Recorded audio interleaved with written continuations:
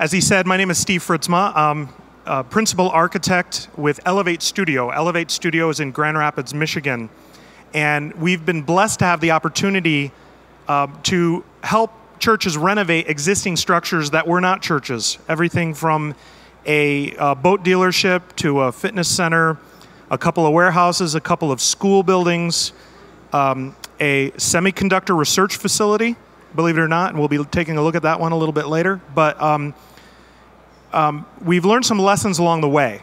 Things like what kind of building to look for, what kind of building is easy to translate into a church, what kind of buildings are tougher, some things to use to evaluate your building. And this presentation is a little, maybe 5 minutes of history, the reasons why your church ought to consider adaptively reusing an existing building. We'll look at 6 quick case studies, and then we'll talk about the lessons we've learned along the way doing these facilities. And this is adaptive reuse. This is from warehouse to God's house. My co-presenter will be joining us virtually. He recorded a video. He couldn't make it down here, and we'll be jumping from this PowerPoint over to his video. But Stan Keist will be joining me, and he's the executive director of the 3 Mile Project. The 3 Mile Project was a Solomon Award-winning project last year, and we'll be walking through it, and he'll be talking about his experiences. Is anyone here familiar with The Millennium Matrix by Rex Miller? About 5 of you. Okay. Millennium Matrix, it's a really worthwhile book, and it's based on the premise that the prevailing form of mass media changes our institutions, changes the way we think, the way we remember, the way we study, the way we read. It changes our culture, it changes our institutions, and therefore it's changed our churches. And when you think about it, what Rex has done is a great predictor for where the church is going since we've come into a digital culture. And the breakdown that he creates, I think, is helpful in looking at precedent architecture and where the church could be moving. So we're going to start briefly with this. Rex says that we were in an oral culture up until about 1500. What happened in the 15th century? The printing press. So movable type in 1493 brought about print culture, where now we could read, we could learn to read, we could finally read the Bible in our own language, we could hold a Bible, we could own a Bible, which seems crazy, but couldn't do that until that point. What happened, and he says print culture is up to about 1950. What happened around then? Television. Commercial television became available in 1941, and that brought about broadcast culture. And broadcast culture, hey, it extends, we're still kind of in it. We're on the cusp of, and I already hinted at the change, home internet and Web 2.0 and social media is bringing about digital culture. And the interesting thing that Rex does is he's given me permission to kind of talk about his book, and at our firm we found it instructive in looking at architecture, especially architecture precedents and prototypes and archetypes. And when you think about these changes, what he's done is created 110 categories where church life has transformed because of these. And the interesting thing is that none of these replaces the previous one, it only adds to. It creates, it's like pulling another chair to the table of Christendom. So, talking about worship space, I want to just summarize what he says about worship in these eras. In the oral culture, which he calls the Liturgical Church, worship is a mystical reenactment of the Eucharist. You can't hear the Bible spoken in your own language. The Bible, things are happening, and they're being done by priests behind a veil. And the room is filled with illustrations of the Bible because I can't read. And so there's stained glass, there's frescoes, there's paintings, all to communicate to the biblical truth to me. And then in the print culture, now I have a Bible I can hold, I can defend it, I can argue about it, I can verify the truth in it. And the focus of the worship service went from the Eucharist to the sermon, to teaching. It's around the same time the Enlightenment has come around, so worship has kind of the focus of worship has moved into the head. It's more of an intellectual exercise. And then in broadcast culture becomes more of an experiential. You see the rise of the megachurch. You see the worship space becoming more of an auditorium. You see more of a performer and audience relationship in the spaces that make up kind of the exemplar churches of the Celebration Church. And then what Rex calls the digital church, or the Convergence Church in the digital age. Now worship is, the focus of worship is a gathering. It's more social, it's more interactive, it's more participatory, it's smaller than broadcast.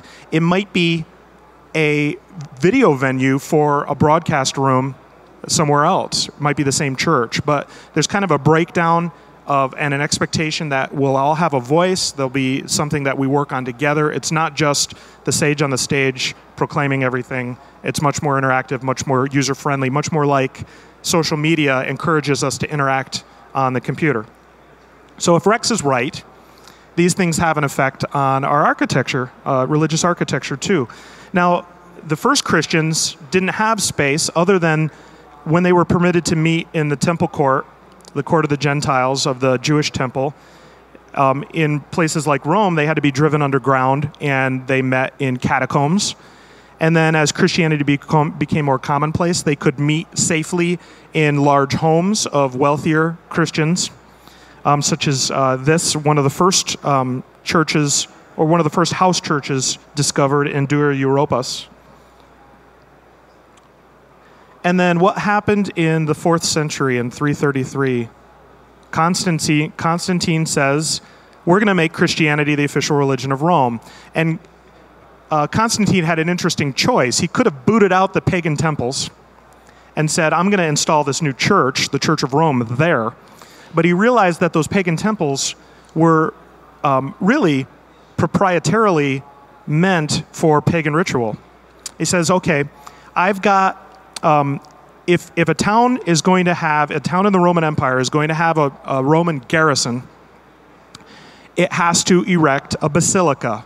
And that has a religious connotation today, but basilica was the judicial court and a trade center in Rome. And so Constantine figured, well, I'm going to install the church in the shopping mall and judicial court of the day. And there were prescribed proportions for the basilica. There's a little plan diagram up here. And the room had proportions. It had a dais at the end where the magistrate sat and said, okay, you let that guy's donkey out, so you owe him a donkey, and you stole togas from her, so basically dishing out justice. And then the center of the room was a little higher, so natural light could get in deeper into the building. And interesting that form persisted for so long. This is an engraving of a Roman basilica on the left, and then Salisbury Cathedral in the 13th century. And they made some technological and structural innovations, flying buttresses, allowing the buildings to get taller and more attenuated and more heavenward. And but it's still based essentially on the basilica plan from Rome. So in the oral culture, the religious architecture was ornate. It was very decorated to communicate biblical truths to an illiterate people. And it was usually the largest building in every town. It was usually attenuated. It was very vertical, really to establish the preeminence of the heavenly realm here on earth. And in the Reformation Church, again, Enlightenment principles, worship became much more like a classroom. And we have the kicking out of the symbols because now we can hold a Bible. And And the room became really oriented around the effective teaching of the word, scriptural truth, verse by verse. Let's argue this together. Let's stake our claim. Broadcast, Celebration Church. You see churches becoming much more like performing arts centers because it's about a lot of engaging, attractional ministry and worship happening on the platform. And it creates an audience and performer relationship. And now this thing he calls the Convergence Church. The worship space is more of a background for whatever's happening that week. A really useful website and interesting website you might want to go to is called smallfire.org, which documents all these experiential worship settings that are primarily happening in the United Kingdom, but they're starting to show up in urban centers in the U.S., smallfire.org.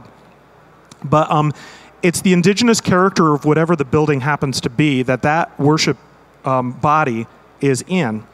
And there might be multiple things going on. There might be stations happening here. There might be worship going on over here. There might be a communion table over there.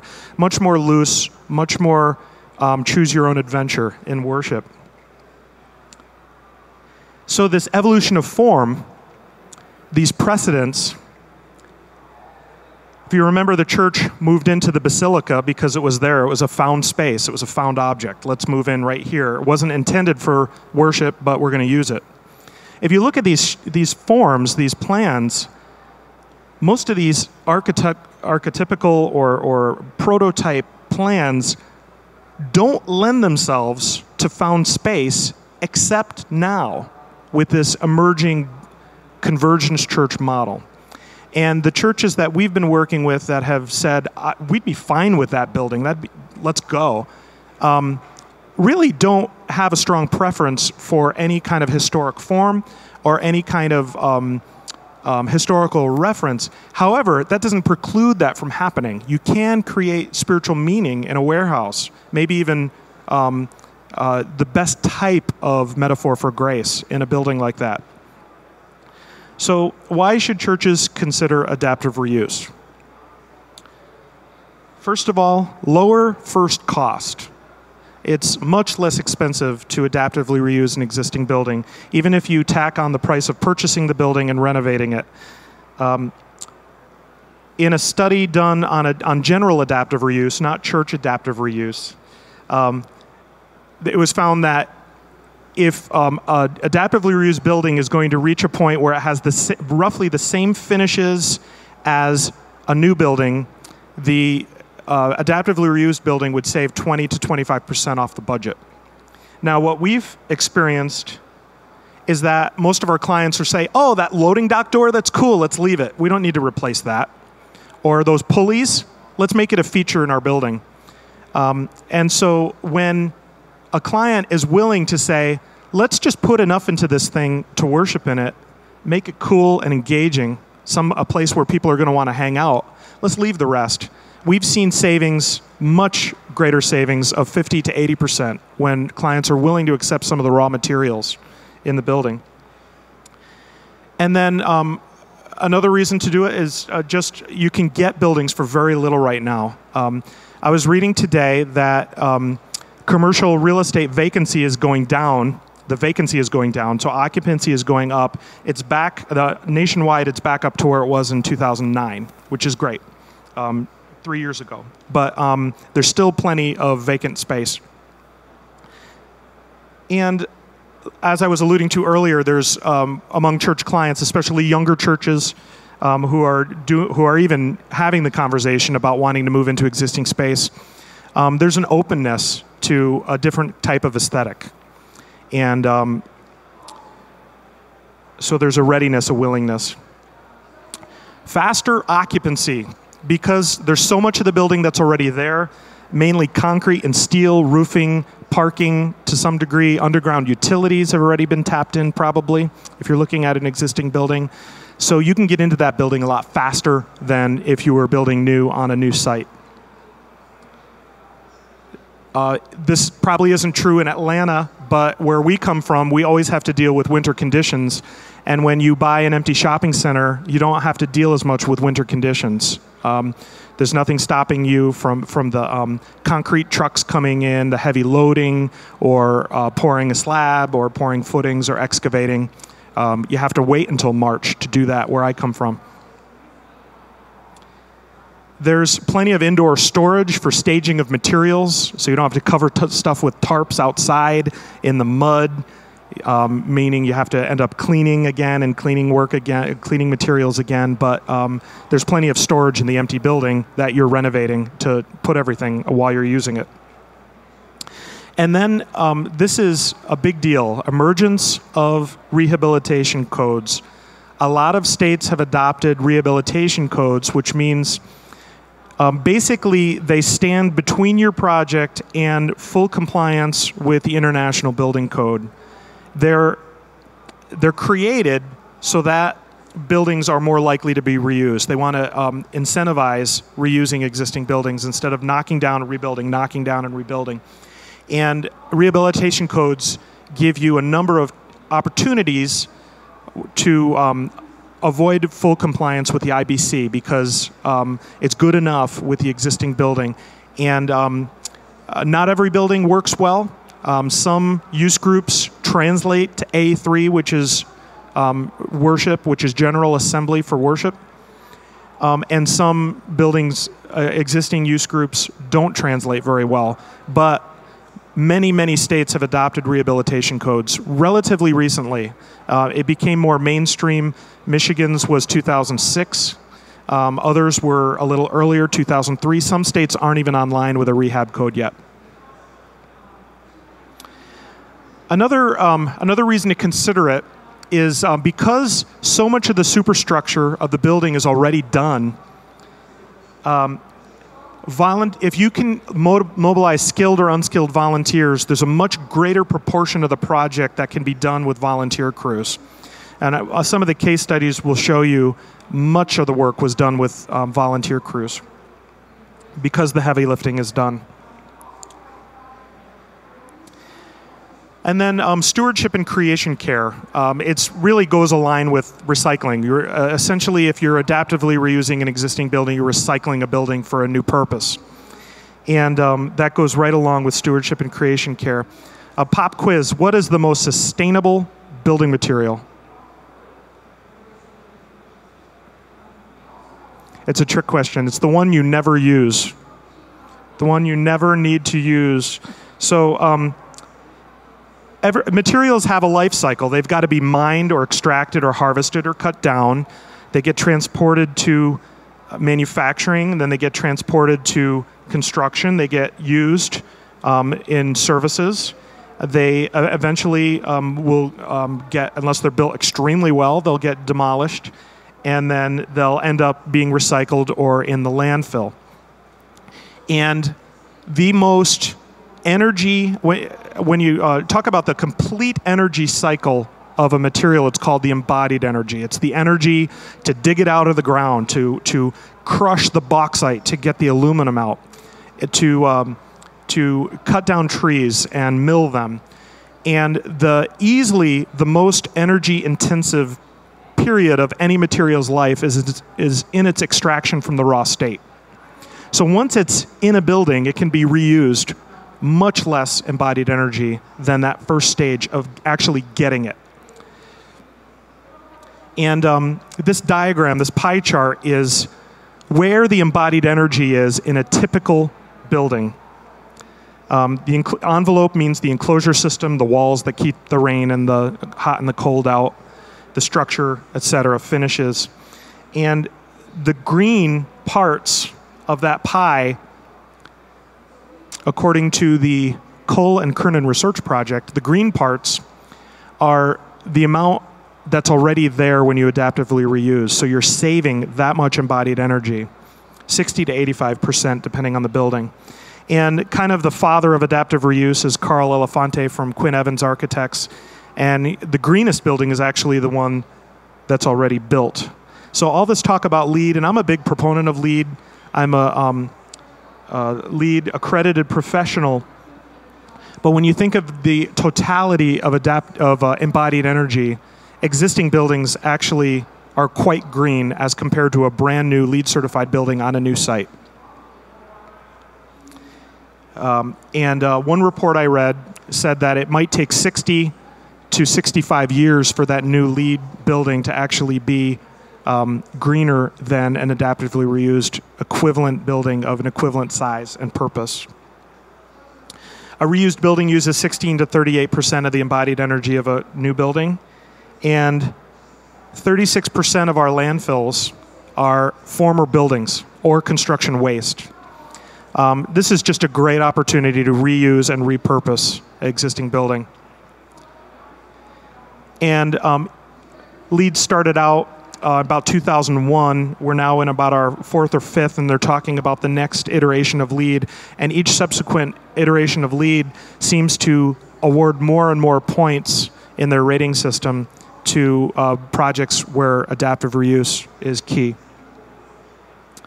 And then an aspect outside the building is just when you adaptively reuse a building, you're probably building closer to transportation infrastructure, roads, public transportation, utility systems, whereas if you're building on a big 80-acre campus outside of town, more people have to drive out there, more utilities have to be pumped out there. There's probably not a bus line that goes out there. So you're taxing the infrastructure system, the circulation of the community. And you find an empty building and decide to renovate that, it's all there already. And it's where people are. Another aspect that we've found with our clients is that adaptively reusing a building gives them and their creative people experimental freedom. I don't know about you, but I always got new shoes for back to school. And every few days, my mom checked them to make sure they were still nice. I'm like, Mom, they're shoes. You wear them on the ground. You play in the dirt and stuff like that. But those shoes had to stay nice, right? And then from September, October, she'd check less often. And then in November, it didn't matter what I did with the shoes anymore. And adaptively reusing a building, the church moves in, and from day one, they can do crazy stuff. They can nail things to the wall. They can screw through the wall. They can drill holes. And these are just some things our clients have done, or a church that I've been involved in has done, pouring concrete as part of a liturgy, creating art gallery space and just putting stuff up, hanging things, and almost like it's a black box theater from day one, instead of something that people have given lots of money to and feel is very precious. And it just keeps coming back, that that kind of tyranny of preservation never happens in these projects. And then convergence and meaning. It's an opportunity, especially if it's a historic or a significant building or a building in a community that people love or remember, or it has some kind of iconic stature in the community. It's an opportunity to recontextualize the building and add the sacred, and you can exploit aspects of the existing building in such a way that it becomes a metaphor for grace, that the church moved in and imbued this building with life and spirituality the same way the Holy Spirit does with us. And my church is in a warehouse that was at some point added on to a building that was built around the turn of the 20th century, and that warehouse has sat there for about 60 years, and the former exterior of that mill next to us, which is now an office building, was there, and we decided to paint stained glass windows into the old bricked up concrete masonry filled windows so that they can once again provide a form of illumination. Now, we couldn't put windows back in because we'd look into people's offices, but we used an aspect of the existing architecture to tell that story of adaptive reuse, and in this case, spiritual adaptive reuse. There's a church in Chicago called Grace Place, and I wish I remembered who the architect was because I'd be pleased to give them credit for the project. But it's in a downtown loft building, and they've really exploited the nature of the post and timber structure in order to tell that spiritual story. The metal plates are cross forms, and the way the architecture uses the existing geometry all tells that spiritual story. And then one not too far from us in Grand Haven, Michigan, Covenant Life Church even used that warehouse, that old mill brick warehouse imagery in their logo to tell their story, and it creates kind of a cross form. And on top of that, there's a strong public support, growing public support for adaptive reuse. Communities want to see buildings reused rather than torn down and rebuilt. There's memory there. There's going back to your roots. There's going back to your childhood. And in surveys, this one happened to be done by the Yale Law Journal, that there's much more growing support for adaptive reusing than the City Beautiful movement in the 60s and 70s, which said, let's get rid of all those old things and build new glass cubes, which now those are getting torn down because they alienate people. So right now we're on the upswing for people favoring adaptive reuse. So let's look at 6 case studies and then some lessons learned, and we'll have some conversation. This is Monroe Community Church. This is a church I attend, and in 2006 they were offered a chance to sign a lease on a warehouse, and it's just a 6,000 square foot warehouse. It's a small church. Sunday we had about 160 people, and this was on one of the early days of exploring the building and wondering, can it actually be reused as worship space? And the answer was yes, and the answer is it only cost $13 a square foot to bring it up to speed. So it was an $80,000 project.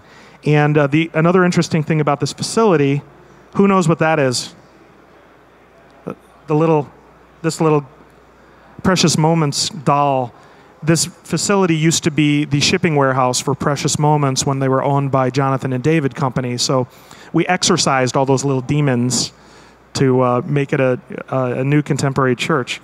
But after the $80,000 was spent, this is the space now, and it's used as an art. We always surround our worship space with art, and it can seat about 220 when it's totally full. But we tend to have multiple types of seating, almost like that little diagram, that little plan diagram for the Convergence Church that you saw earlier. Okay, much bigger. This is Lifestream Church. It's a Wesleyan church in Allendale, Michigan. Allendale's the home to Grand Valley State University. And Allendale had just passed multiple bond issues and built new schools. And the former elementary/middle school, which had been the high school back in the day, became available, and it was they took bids on it. And none of the bids were high enough, so the city decided to demolish the building. And the church went back to them again and said, no, we really want to reuse this building. And the interesting thing about Lifestream is we had been working with them on potentially a new building and had come up with a program for them to move into that was between about 15,000 and 20,000 square feet. This was 108,000 square feet, but they were able to buy it for $1 million, so about $10 a square foot. And what you're seeing here is the master plan for the areas of the building, the key areas of the building, the gymnasium space, the cafeteria space, a select number of the best classrooms. The choir room became a youth room. Areas of the building got slated for demolition to shrink the plan down a little bit. And then areas of the building got slated, this wing that goes up to the north. Actually, they thought, well, maybe we'll get a tenant someday. And actually they did. Grand Valley State University said, we want to locate our English as a second language program because we're getting more and more international students. We're out of space, so can we go across the street and lease this space for English as a second language? So they have international students coming and going from their building, learning English to get them up to speed for American University. This was the existing exterior. The brick was spalling badly. The metal panels were having trouble. There were some porcelain panels as well. And this was the renovation after the adaptive reuse. New metal skin. We painted the brick with a type of penetrating paint that can hold the spalling brick together. The building was built without a multiple wide wall, so there's no place for moisture that gets into the brick to drip down and wick back out. And this is my favorite transformation probably of most of the ones we've done. This was the gymnasium, typical 1950s, 1960s high school gymnasium, and this picture is from about the same spot. State-of-the-art worship center. And space, the church had gone from about 300.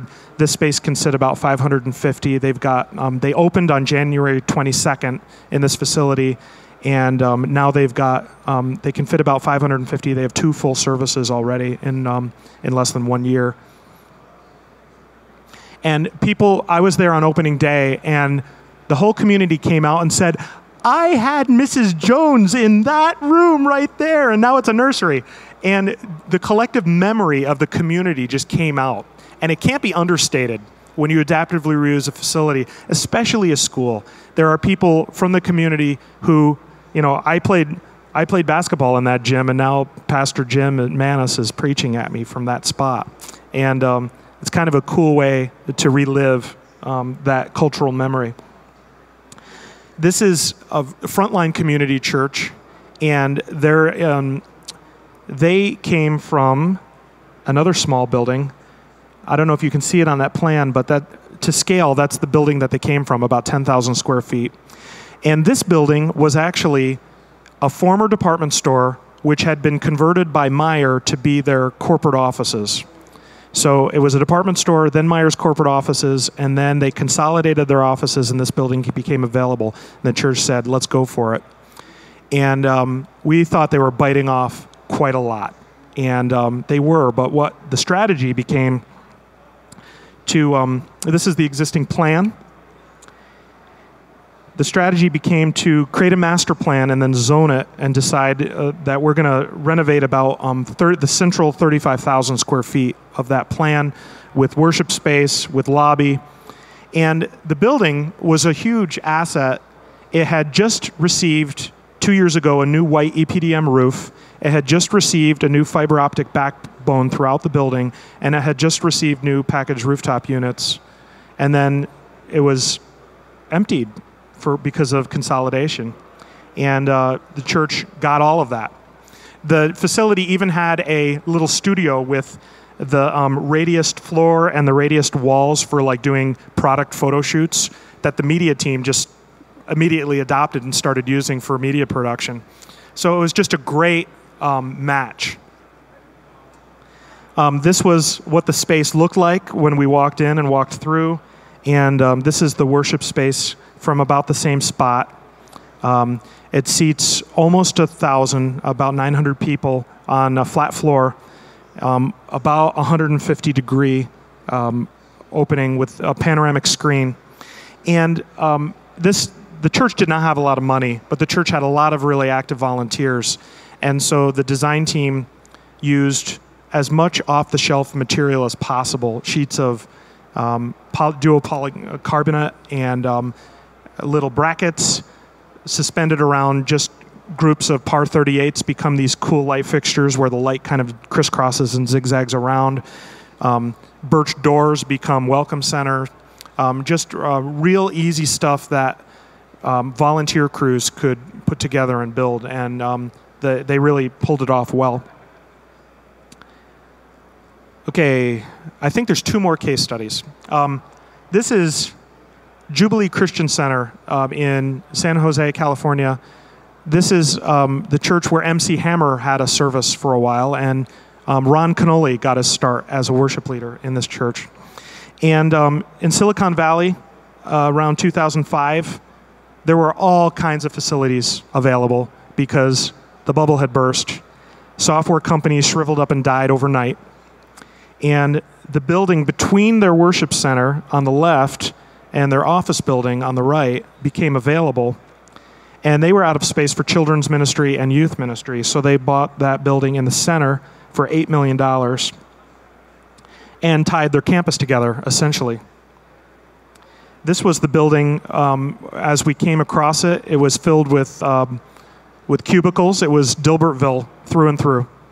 And but the exterior of the building was in excellent shape. Really didn't need to do anything to the exterior. So this is the plan. It was 2 tenant spaces. It was built before the Loma Prieta earthquake, the one that flattened the bridges and interrupted the World Series. And so a lot of the renovation ended up going to seismic improvements in this building. And we had to demonstrate quite a bit of code improvements, seismic improvements, converting the use from business to A3 General Assembly. And we created a master plan then. That's the floor plan again. The master plan, the left side being children's ministry, the right side being youth ministry. And then after the master plan, it was the more budgeting took place. It was determined that about this much work would take place. And again, the building was purchased for $8 million. It was 80,000 square feet. After the, it was so strange walking in there because like coffee cups were out. It was like everybody just disappeared. And there were sheets of paper out, and it looked like everyone would come back to their desk after lunch, but they were all gone. Once the cubicles were removed, that was what it looked like. And then that's the same space on opening day. The project cost about $4.8 million and 75,000 of the 80 were renovated. And that project came in, total project cost came in at about $64 a square foot. We worked with a couple project partners. We worked with Jonathan Martin Creative, and we worked with Gospel Graffiti and a couple exhibit design manufacturers for stuff like this truss work. And the city of San Jose had an inordinately high price for plan review. And we're saying, plan review, we're only adding a handicap ramp. We're not doing anything else to parking. We're not doing anything else to the outside of the building. Well, no, you have to do a plan review, and it was somewhere around $300,000. You got to be kidding me. And it was really left over. It was basically a tax on the high-tech companies that were building throughout Silicon Valley. They were just nailing them for throwing up buildings, and they'd say, oh, sure, we'll pay that, because they're loaded. And then after the bubble burst, those kinds of practices were still in place, and the church was like, you got to be kidding. We're not even doing any site work. Well, they scheduled a hearing and tried to appeal that fee, and the city fathers and mothers were just coming out of a meeting. What do we do with, gangs are on the rise. What do we do with these kids? And in God's timing and provision, the next thing on the agenda was this project, and they waived the fee because this was going to do so much good in the community, especially for young people. And some of the environments in the children's side as well. Okay, Trinity Church of Sunnyvale. This is also in Southern California. And Trinity Church, it's an Assemblies of God. It had a little one of these, church with a steeple, maybe about 10,000 square feet, and they were on 3 acres. And someone approached them and said, you know, we'd like to buy your property and develop it into condos because you're on a strategic place between Stanford and all the high-tech companies. It's a really high-rent area. We could make a lot of money. And they said, well, how much you think you're going to buy it for?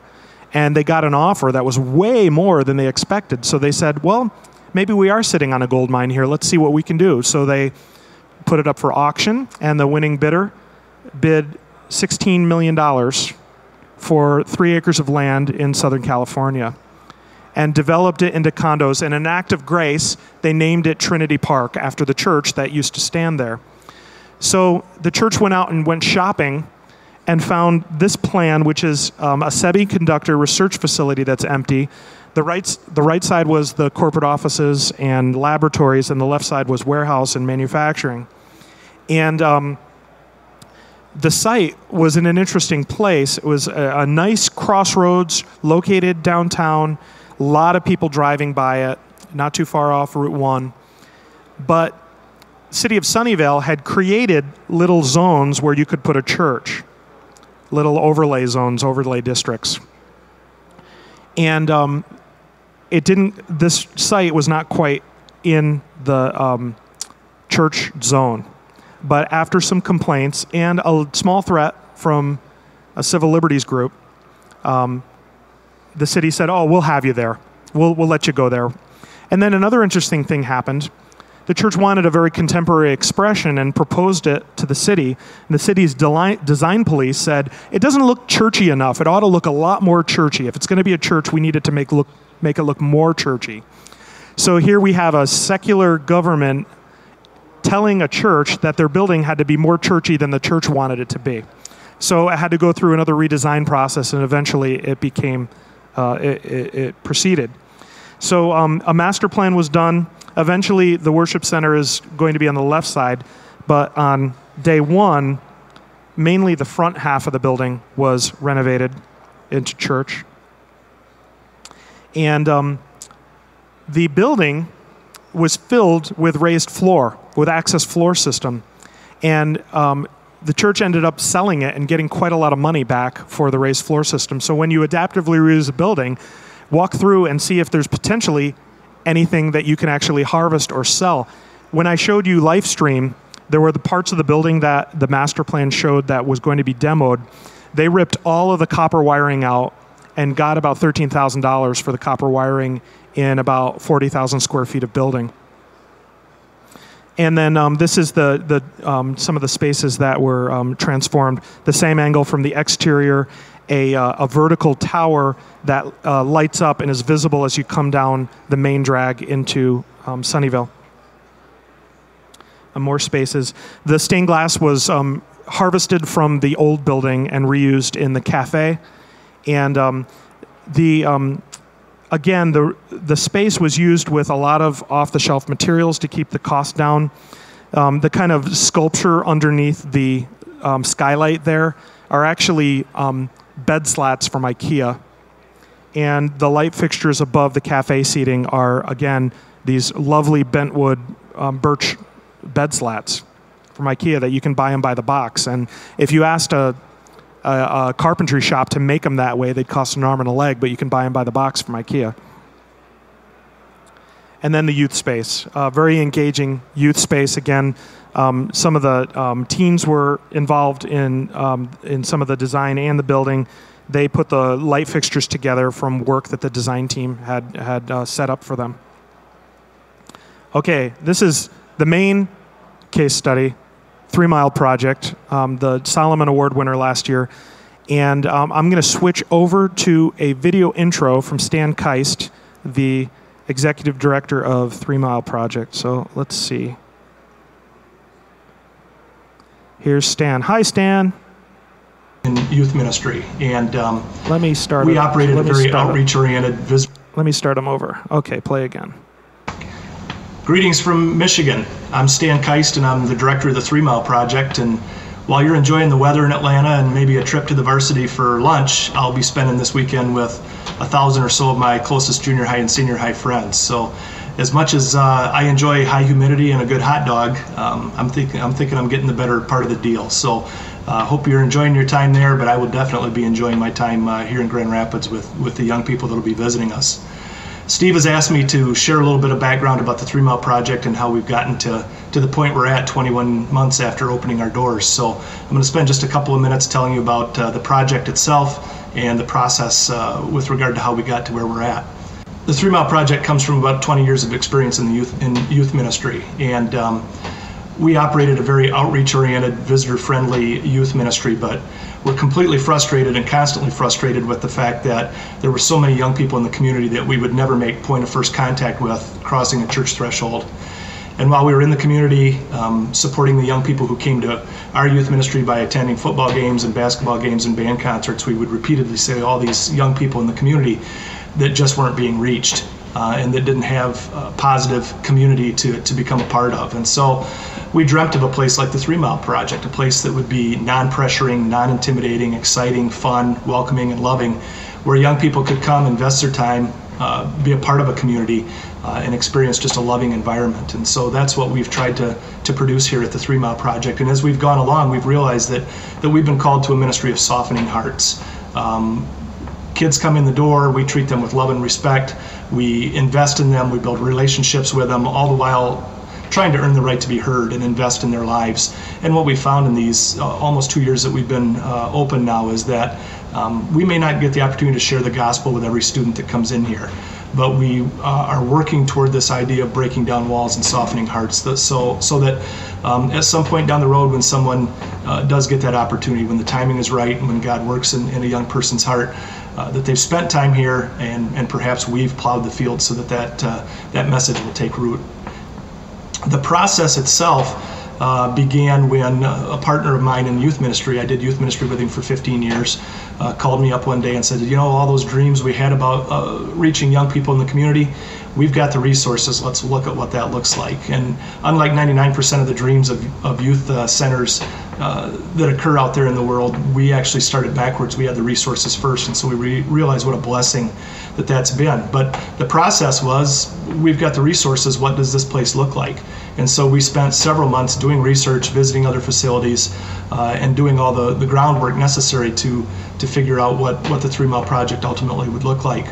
One of the things that we did was we sent a survey out to 700 teenagers in our community and said, if you were going to build a place to create, or build a place to hang out, create community, have fun, what would it look like?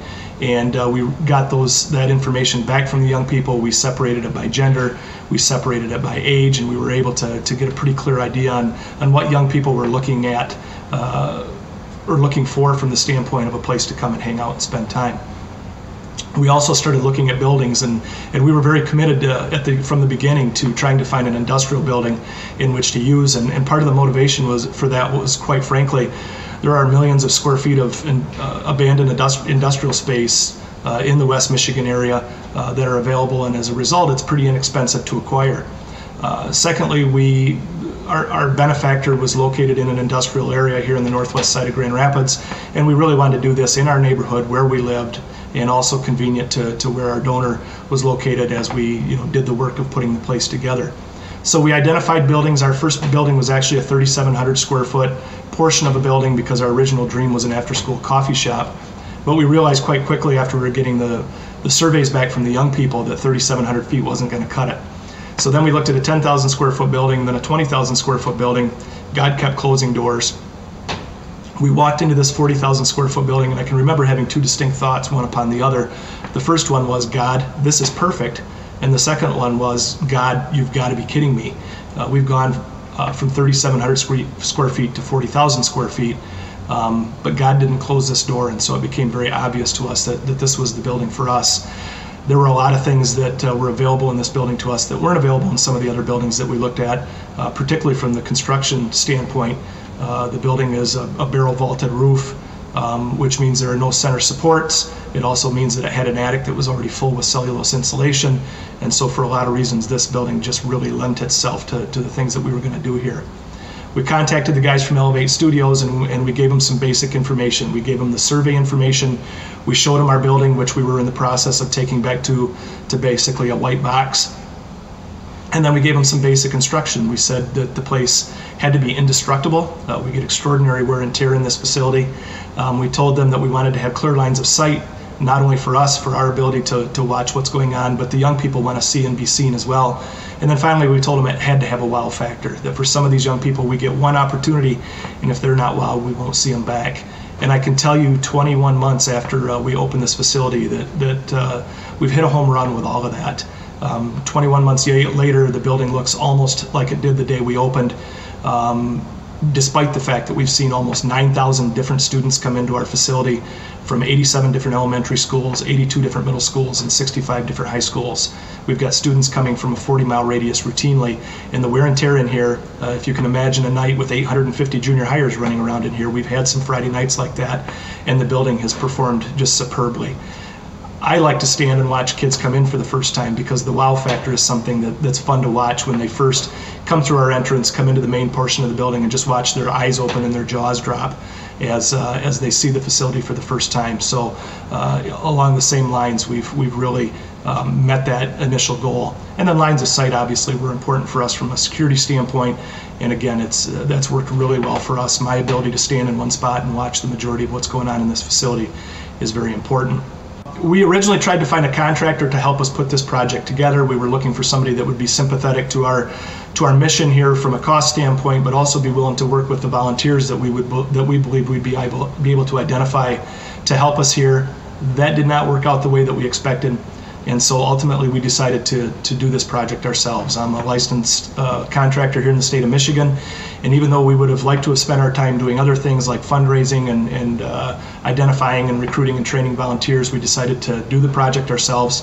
Again, it was ideal working with Elevate Studios. They are very hands-on and were very involved in the process from the start.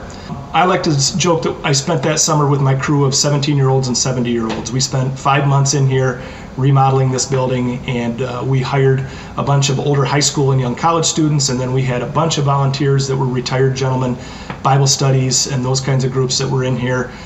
There's probably 20,000 to 25,000 square feet of carpet in this facility. Each individual square laid by a volunteer on their hands and knees laying the carpet in this facility. So we had volunteers and unskilled labor in here helping us put this project together. The design really helped with that because we don't have a lot of drywall and a lot of material that requires a particular expertise. We've got a lot of sealed OSB and a lot of chain link and a lot of corrugated steel. And so with our crew of 17-year-olds and 70-year-olds in 5 months, we put the place together. And again, we're able to save a tremendous amount of money by using volunteer labor and by engaging the community in this process. But we've been extremely thrilled at the response, extremely thrilled at the performance of the building, and can't wait to see what the next years are going to hold in store for us. So that's the brief story of the 3 Mile Project. Steve has not only been involved here from the beginning with regard to helping build the facility, but has volunteered here as well during some of our open hours, and he's going to be real capable and able to answer any questions that you might have. I'll also give Steve some of my business cards, so if you want to check out our website or check out our Facebook page, he'll be able to provide you with that information as well. Steve? It was almost like he was here. Thanks, Stan. So 3 Mile Project, it was 11 months from when that phone call happened until they opened. So incredibly rapid and just a great story. This is one of the early facilities that they looked at, and then the 3,700 square foot, the 10,000, the 20,000, and finally the 40,000. The most recent use for that facility was a plastic injection molding factory, and it became available for these guys. They're purchasing it on land contract to own it for $850,000, so that's $21 a square foot. The plan of the building was like this. There was a mezzanine on the left, which is a mezzanine on the left, a small office area, and then wide open, no columns, which allowed them to do anything they wanted to in terms of sports courts. And the design basically fulfilled everything that was on the list from those 700 students who gave feedback about what would you come to and what would you invite your unchurched friends to.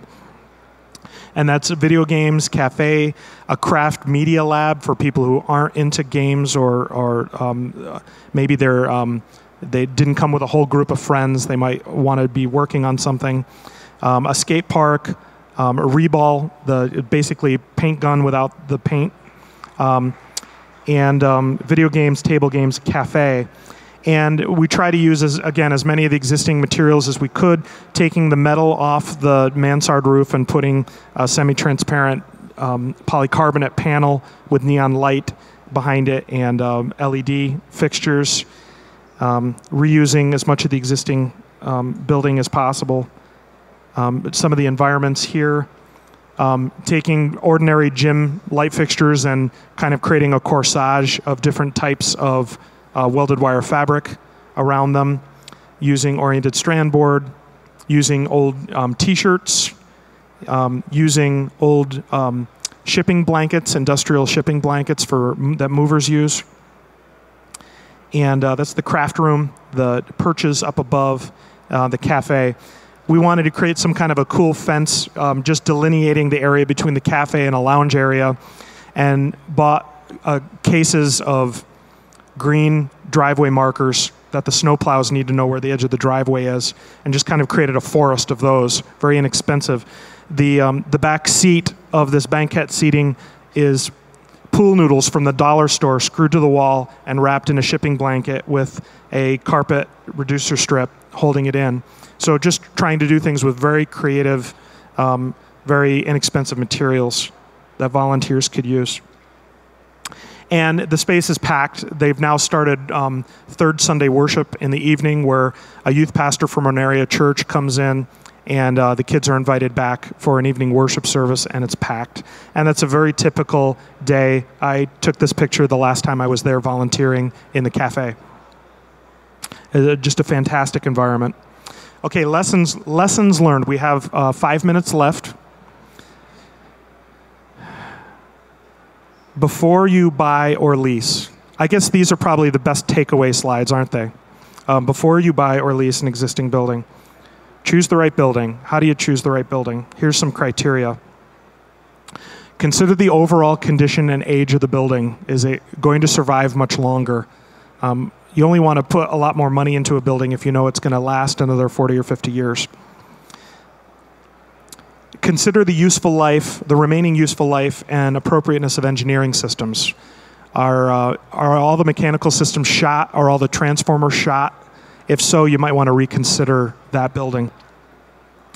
Does it have access to public utilities? You don't want to create a new assembly space where you can't get water for sprinkler systems.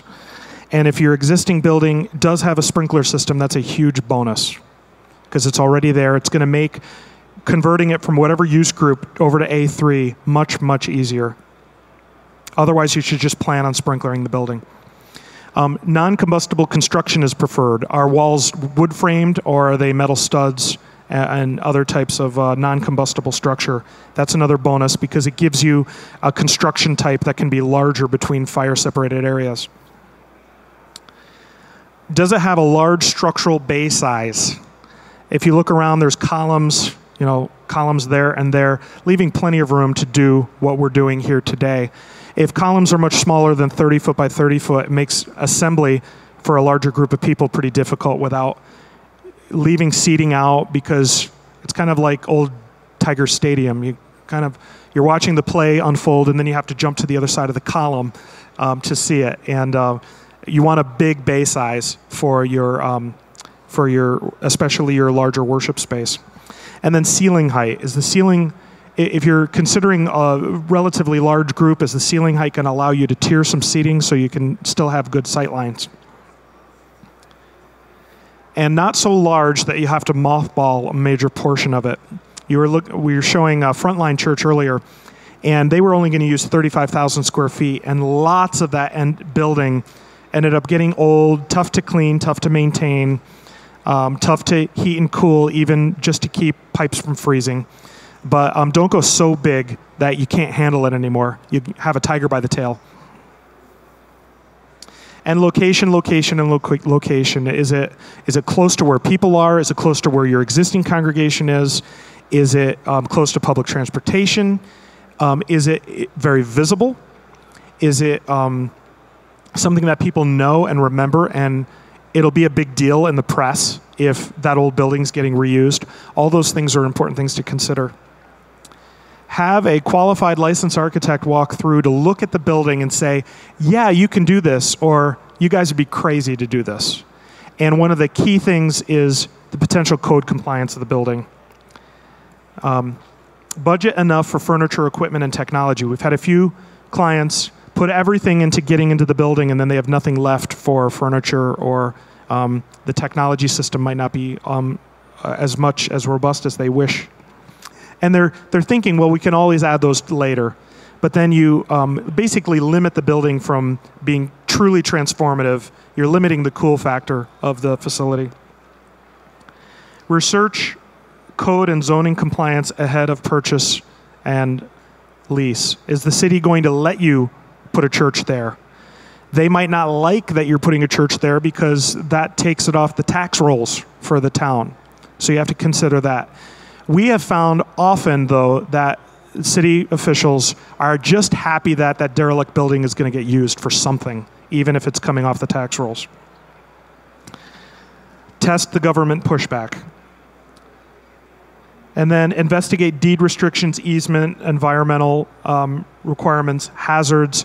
These things cost you a little bit of money, but it's better than moving in and then finding out you have an asbestos problem or a mold problem or some other kind of issue. Examine lease or purchase agreements carefully, especially subleasing. We had one client buy a building, and then they found out later that in the small print they could not sublet to anybody. They wanted to sublet to some nonprofits, an adoption group, another kind of relief group, and their purchase agreement, for some reason, the seller said, we're not going to let you sublet. I don't know how they can do that anymore when they walk away from the building, but that's the case. Okay, during design, now you're working with an architect. Invest in a master plan so you do not design yourself into a corner. It's easy to run into an existing building and start just expanding throughout, putting up walls, and a master plan will help you plan your growth incrementally. Please remember professional fees for an adaptive reuse project as a proportion of the total project cost are a little bit higher. And the reason is that the design professional has to investigate an existing building when they wouldn't have on a new site. They have to design the demolition of portions of that existing building, so they're still going backwards before they can go forwards into the design direction. So there's really 3 tasks. Now the first and second aren't as big, but there's additional tasks in an adaptive reuse project that if you're just building on a new site, you don't have to worry about. You can just start with a blank canvas. Here you've got a canvas that you have to wrestle with and figure out the best way to deal with. Code officials are your friends, not your enemies. Involve them early and document all agreements and conversations, and they appreciate it. They love being involved. They love answering questions. They love it that you're paying attention to them, that you'd honor them with this conversation, and it makes the plan review and approval go that much better later on, especially with projects like this when you're changing occupancy. Code compliance upgrades, especially if you have to upgrade seismically, can eat a bigger portion of the project than you realize. The more of the existing building you can keep, the better the savings. So if you can control the expectations of your congregation a little bit, you're not going to convert a shopping center into a pristine white chapel with a steeple and glue laminated trusses inside. If you want to save a lot of money, that building might not look that different, or it might still have features of that old building showing through. It's not going to be completely transformed, and that's okay. It's great to have a dialogue of old and new. Look for existing building features to repurpose. Loading dock doors, a mezzanine, a staircase, stuff that can be reused in other parts of the building. And remember, you might be able to sell or recycle or scrap parts of the building. They don't have to just go into a dumpster, like access floor system. And then in your community, ask for donations of materials. The 3 Mile Project went on the news and said, we're doing this thing for kids. We're looking for stuff. If anyone has things that they can donate, please send them our way. They got tons of stuff, tons of sheets of OSB, and mechanical contractor said, we're going to park all our lifts at your place that we're not using, and you can just use them. Those would be $200 a day each under normal circumstances, and they got to use them for the entire 5 months. So just ask, be willing to ask. And talk about the project with the neighborhood. Go out into the neighborhood that you're moving into and tell them, hey, you know that old building? Well, we're about to move in there. And just that'll generate excitement before it happens, because an adaptive reuse project, because a lot of it happens on the interior, might not show up so much on the exterior. Talk it up with your town. And then finally, during construction, if you have volunteer crews, have a volunteer leader that can crack the whip, because sometimes a volunteer team has to get out of the way because the professional crew's coming in with the next phase, and you got to have a tough-minded volunteer coordinator. Budget and adequate construction contingency for hidden surprises. You might tear into a wall and find a column that isn't on any plans. So that contingency, if it's not used, returns to you as the owner. But go into the project with a more robust construction contingency than if you were building new on a new site. We kind of covered that one. Keep your congregation aware of what's going on. A couple times we've had churches just say, well, my kid was having middle school in that building in May, and now it's only September, and you're telling me we can't just walk in and start worshiping? It was safe for my kid, but the code comes into play, and that e-occupancy has to be upgraded to A3 for churches. So they have to trust the process, trust the professionals, keep the congregation involved and aware of what's happening, and trust your designers. Leverage the story. These projects are great. The press seems to love when a building's being adapted for the reused, above and beyond a new building on a new site. And that nasty building, you might look at it and say, there's no way we could use that thing. But have an architect look at it, and it may be like Charlie Brown and Linus, all it needs is a little love, and it can become this great new home for you. There's modern day Roman basilicas out there waiting to be inhabited by churches, and challenge you to consider this method to create your church home rather than developing a new site.